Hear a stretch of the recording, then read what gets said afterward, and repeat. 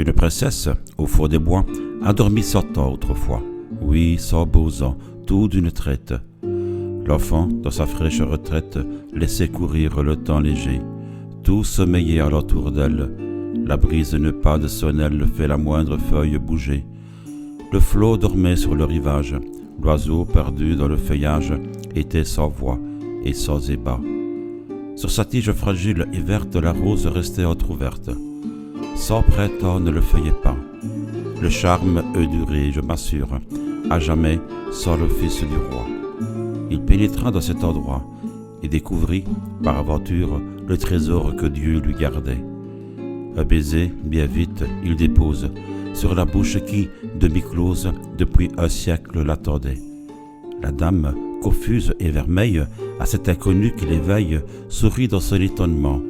Oh, surprise toujours la même, sourire ému, baiser charmant. L'amour est l'éveilleur suprême, l'âme, la belle au bois dormant.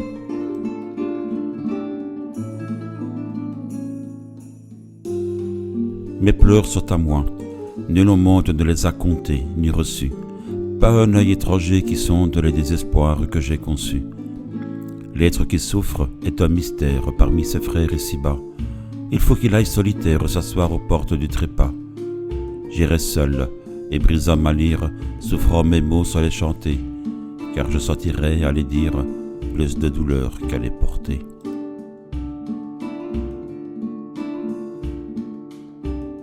Bel astre voyageur, hôte qui nous arrive des profondeurs du ciel et qu'on n'attendait pas, où vas-tu? Quel dessein pousse vers nous tes pas? Toi qui vogues au large en cette mer sans rive, sur ta route, aussi loin que ton regard atteint, n'as-tu vu comme ici que douleur et misère? Dans ce monde épars, dis, avons-nous des frères? T'ont-ils chargé pour nous de leur salut lointain? Ah, quand tu reviendras, peut-être de la terre, l'homme aura disparu. Du fond de ce séjour, si son œil ne doit pas contempler ton retour, si ce globe épuisé s'est éteint solitaire, dans l'espace infini, poursuivant ton chemin, du moins, jette au passage, astre errant et rapide, un regard de pitié sur le théâtre vide de tant de maux soufferts et du labeur humain.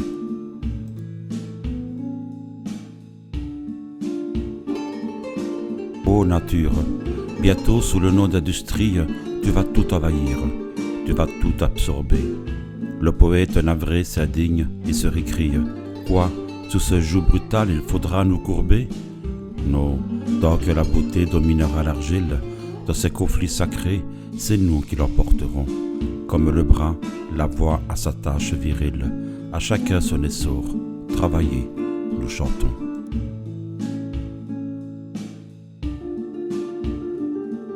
Il est donc vrai, je garde en quittant la patrie, ô profonde douleur, un cœur indifférent, pas de regard aimé, pas d'image chérie, dont mon œil au départ se détache en pleurant.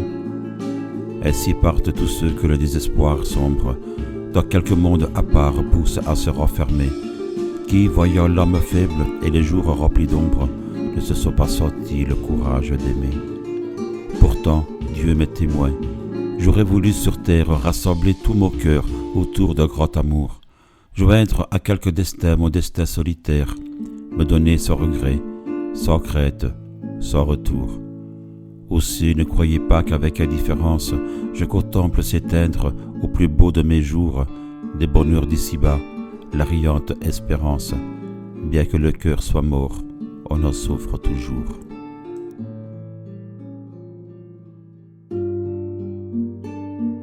Serait-ce un autre cœur que la nature donne à ceux qu'elle préfère et destine à vieillir? Un cœur calme et glacé que toute l'ivresse étonne, qui ne saurait aimer et ne veut pas souffrir. Ah, qu'il ressemble peu dans ce repos tranquille à ce cœur d'autrefois qui s'agitait si fort. Cœur enivré d'amour, impatient, mobile, au-devant des douleurs courantes avec transport. Il ne reste plus rien de cet ancien nous-mêmes. Sans pitié ni remords, le temps nous l'a soustrait.